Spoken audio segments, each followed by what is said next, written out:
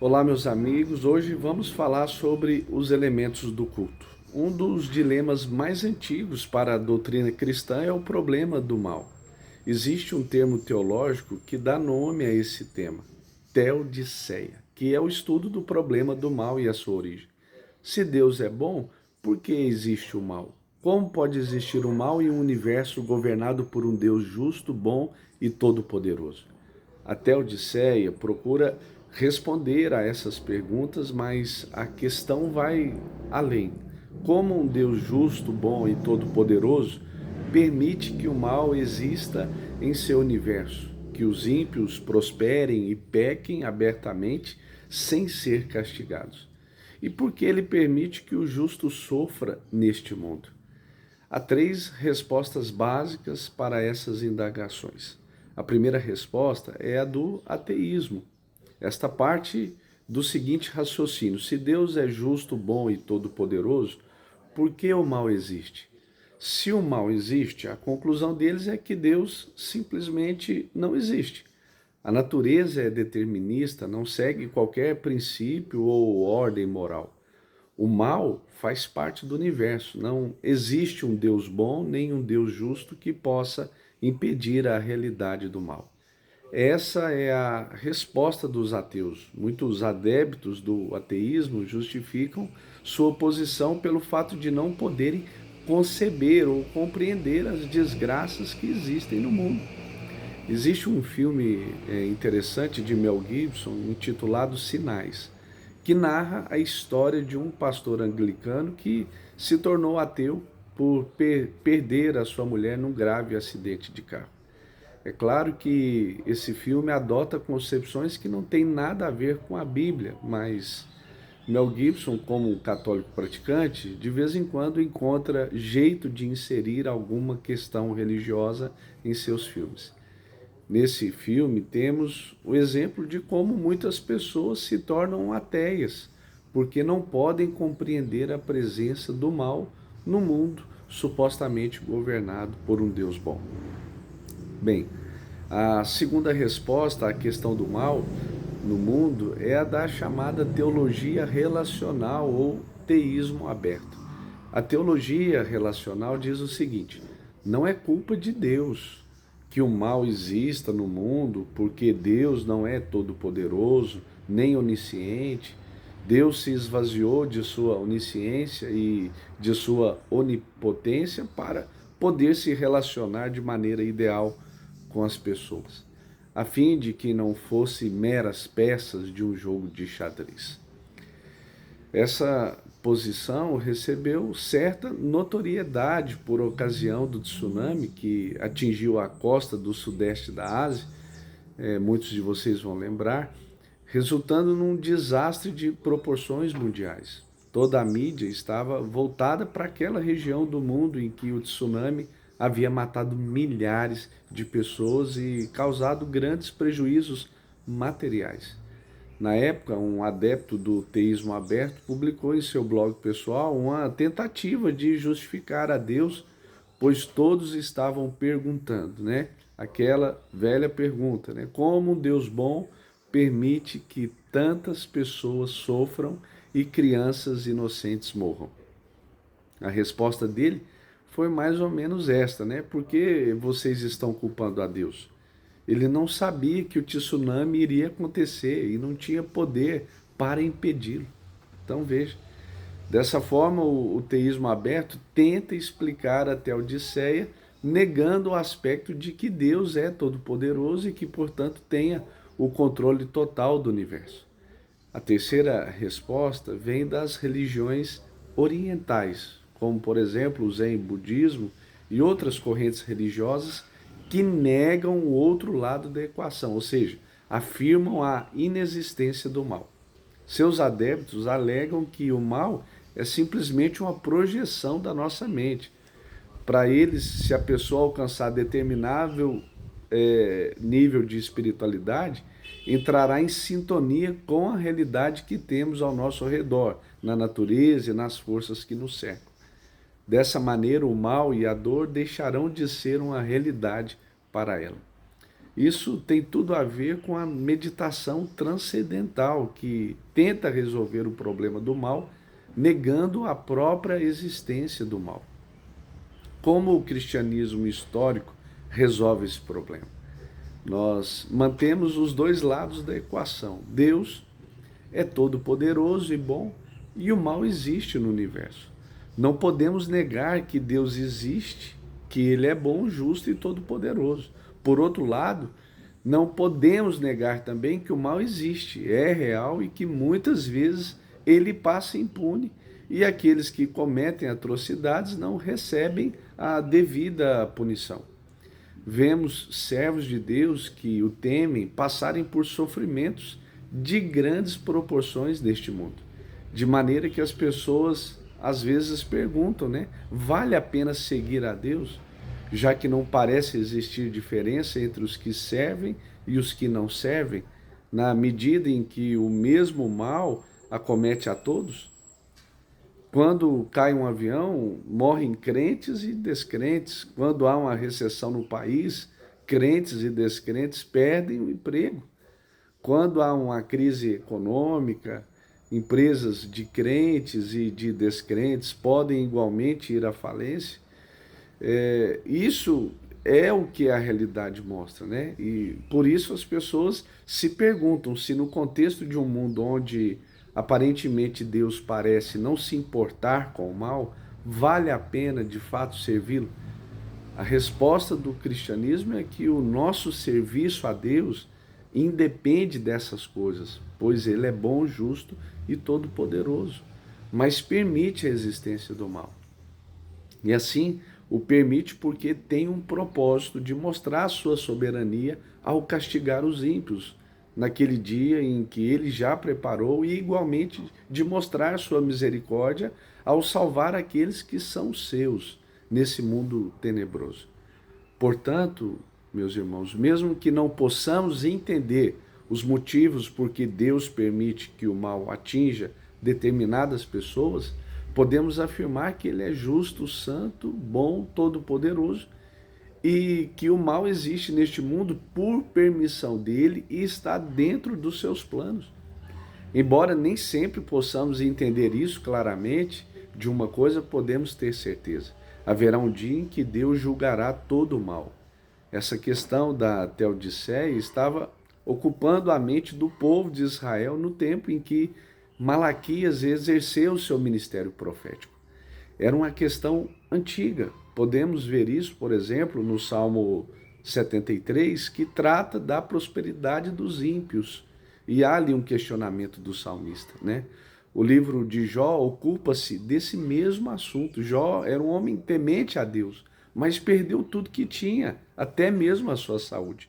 O livro de Eclesiastes também trata desses questionamentos e agora, em Malaquias, vemos que o povo daquela época põe em xeque outra vez a justiça de Deus, questionando se, de fato, ele era justo em sua maneira de lidar com as pessoas.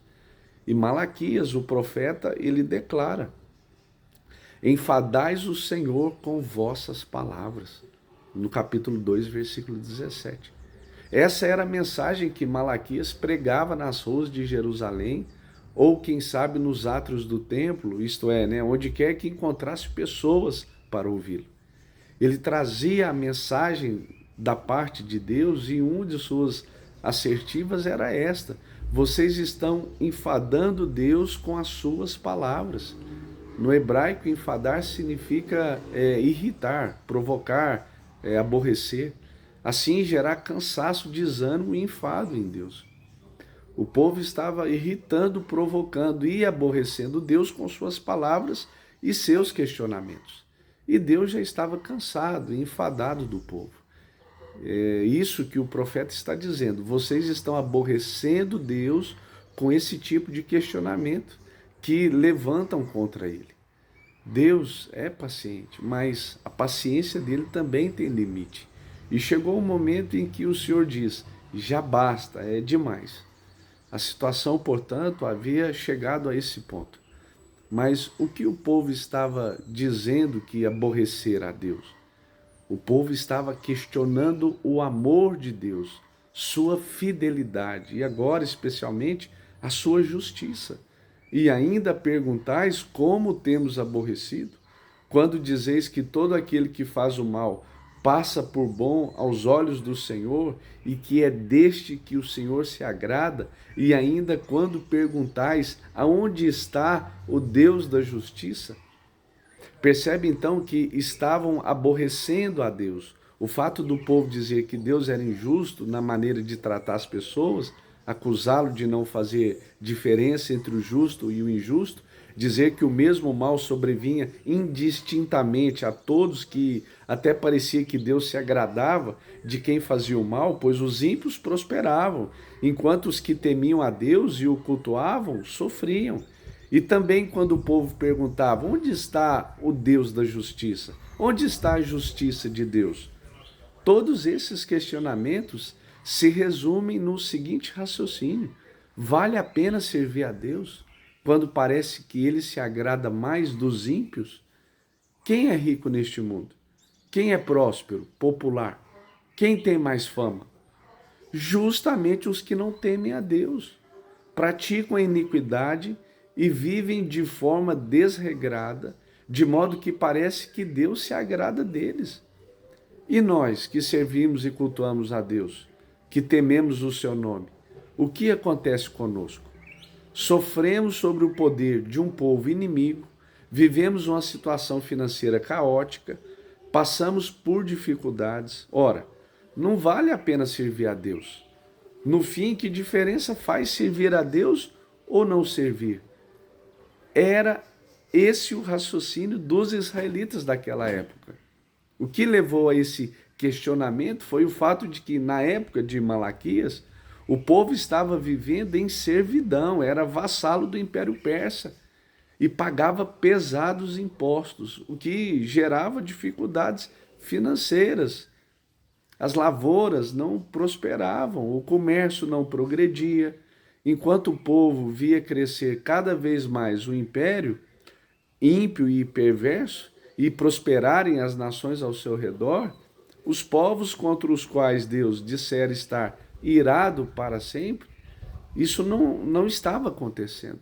A nação de Israel era minúscula, fincada no meio da Palestina, cercada de inimigos por todos os lados e passava por momentos difíceis. O povo, então, se perguntava naturalmente, né? Que diferença fazia servir a Deus? O pior é o que o profeta chegava e dizia, né? Vejam, essa atitude de questionar a justiça de Deus, o amor de Deus e a validade de servi-lo está enfadando Deus. Então, como era típico do povo, eles perguntavam ao profeta, né? Ora, em que estamos aborrecendo Deus? O povo de Israel se manifesta mais uma vez com seu senso próprio de justiça, levantando esse tipo de questionamento. Então, temos a resposta de Deus. A resposta consiste, em primeiro lugar, em dizer em que o povo estava o aborrecendo, né? Olha o que o texto diz. Vocês estão me acusando de favorecer o ímpio e desfavorecer o justo. A segunda parte da resposta de Deus é completamente diferente daquilo que talvez os israelitas pudessem estar esperando. Talvez eles esperassem ouvir uma resposta assim: está bem, vou castigar todos os ímpios, né, e vou abençoar vocês, para todos verem que há diferença entre servir a Deus e não servir. Todos irão ver que eu favoreço o meu povo e castigo os ímpios. Mas a resposta de Deus foi inesperada. Ele diz assim ao povo: querem ver justiça? Querem que eu mostre a diferença entre o justo e o injusto? Então farei isso. Mas vou começar por vocês. Olha só. Vou punir o ímpio, mas começarei com os ímpios que estão no meio de vocês. Eu vou fazer diferença entre os ímpios e justos, mas não em relação aos que são de fora. Antes farei essa diferença entre os que estão no meio de vocês, entre aqueles que são verdadeiramente meus servos e os que não são. Aqui nos lembramos das palavras de Pedro, né? O juízo de Deus começa por sua própria casa. No final do livro de Malaquias, veremos que Deus diz que também fará diferença entre o seu povo e os que não são seu povo, mas isso será mais adiante. O fato é que aqui fica claro que Deus começa com o juízo em sua própria casa. Não creio que os israelitas tenham gostado dessa resposta, assim como, obviamente, nenhum de nós gostaria. Imagine se perguntássemos a Deus qual é a vantagem em servi-lo e ele respondesse: mostrarei qual é a vantagem em me servir, mas primeiro começarei tratando do caso de vocês. Depois pensaremos nos outros, nos ímpios. Vamos deixar o problema da Teodiceia para depois. A questão que porque os ímpios prosperam, né? Começarei purificando o meu próprio povo. Essa foi a resposta de Deus. Seria algo muito difícil de ouvir.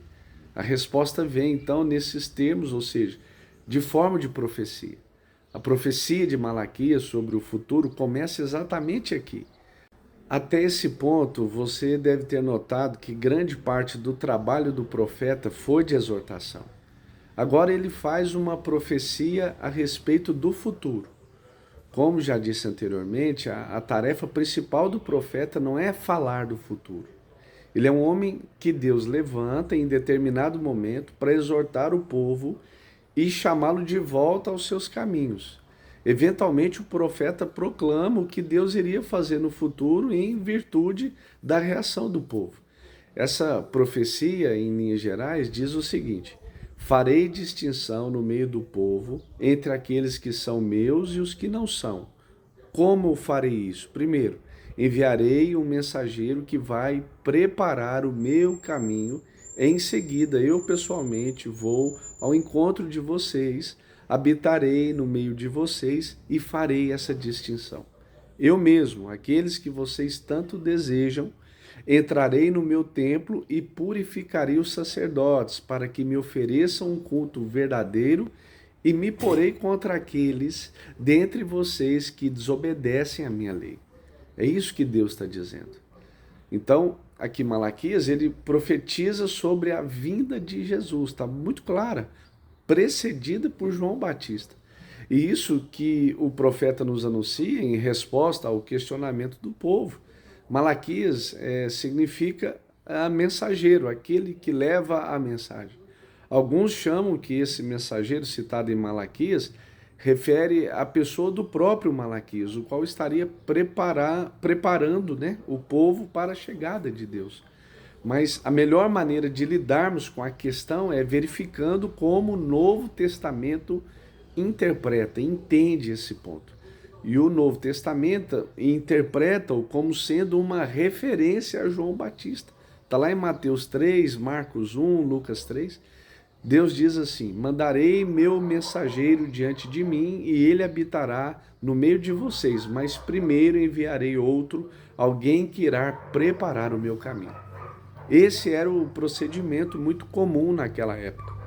Quando um rei se dirigia a uma cidade, ele enviava um mensageiro à sua frente, um emissário, com delegação de poderes para remover todas as dificuldades do caminho do rei, a fim de que este pudesse chegar com tranquilidade, sem empecilhos burocráticos, diplomáticos ou qualquer outra natureza.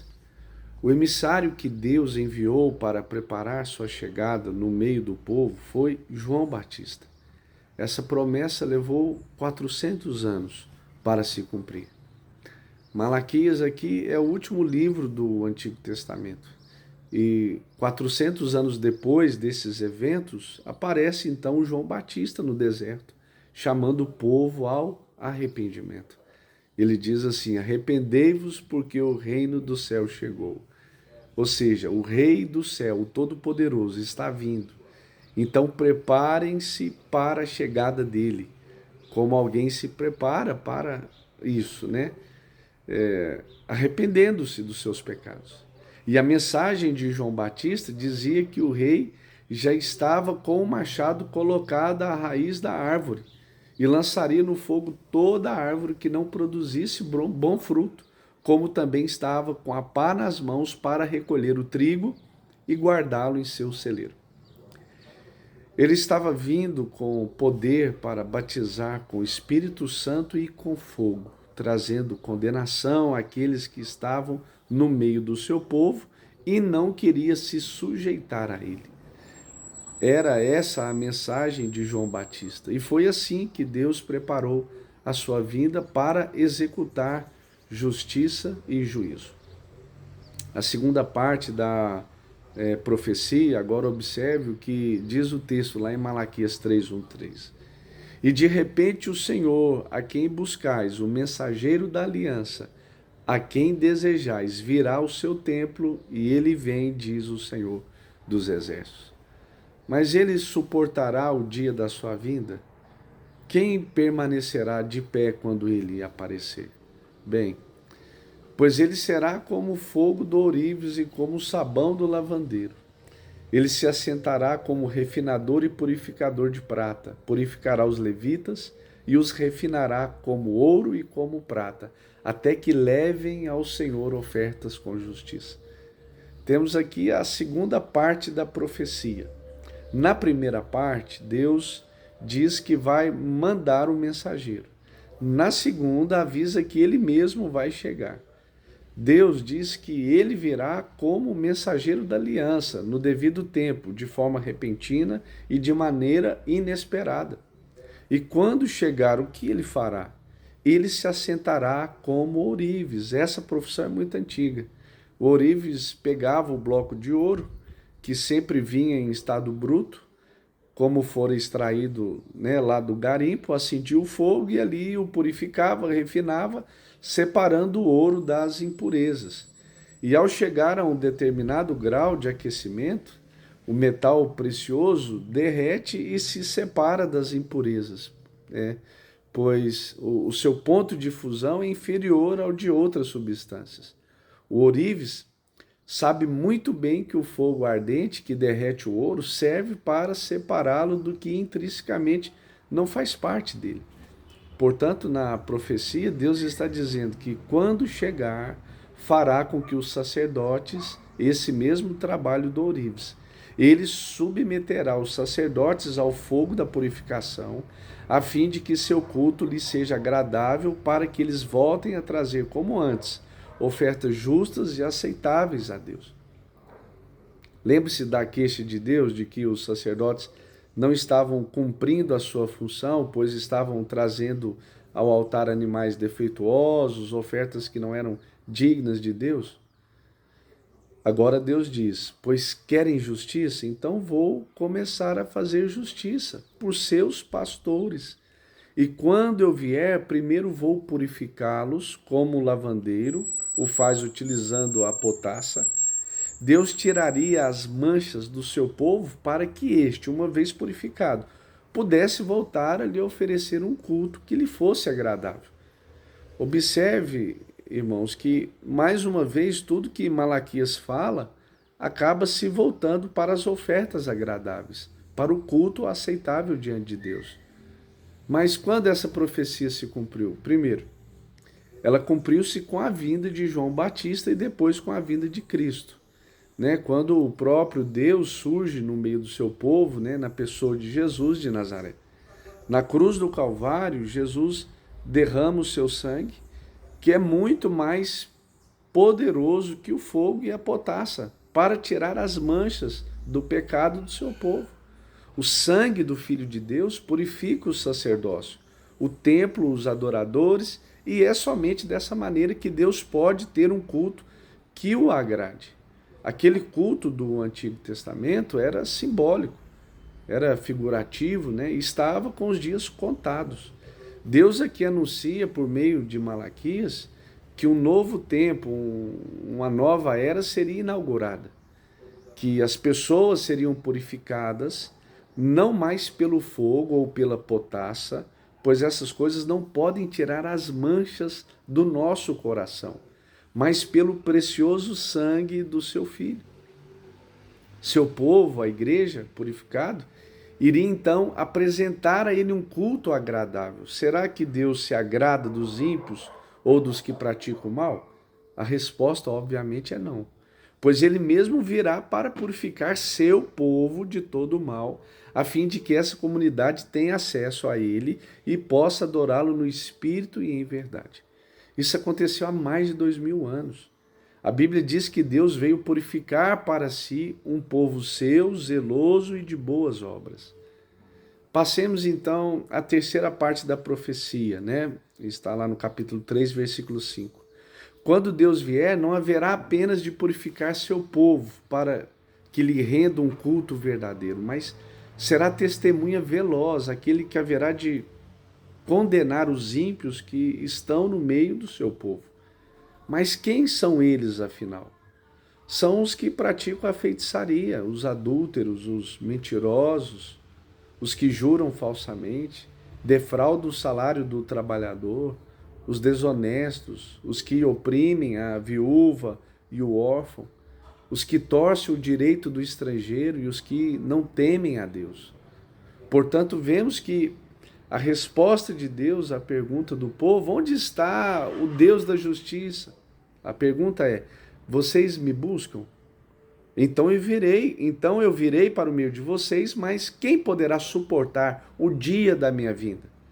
Porque virei para purificar primeiro o meu povo com fogo e potassa. Hoje sabemos que foi com o sangue do seu filho, muito mais precioso, e serei testemunha contra aqueles dentre vocês que não obedecem à minha palavra, contra os mentirosos, os imorais, os desonestos, os opressores, os hipócritas, que não temem o meu nome. Quando isso aconteceu? Cumpriu-se com a vinda de Jesus. O culto não mais foi realizado por meio dos sacerdotes impuros, mas de um novo sacerdócio, do qual o sumo sacerdote é Jesus, por intermédio de quem chegamos a Deus. O culto onde os adoradores são purificados pelo sangue de Cristo é hoje o único aceitável a Deus, pois o oferecido pela mediação do seu Filho Jesus.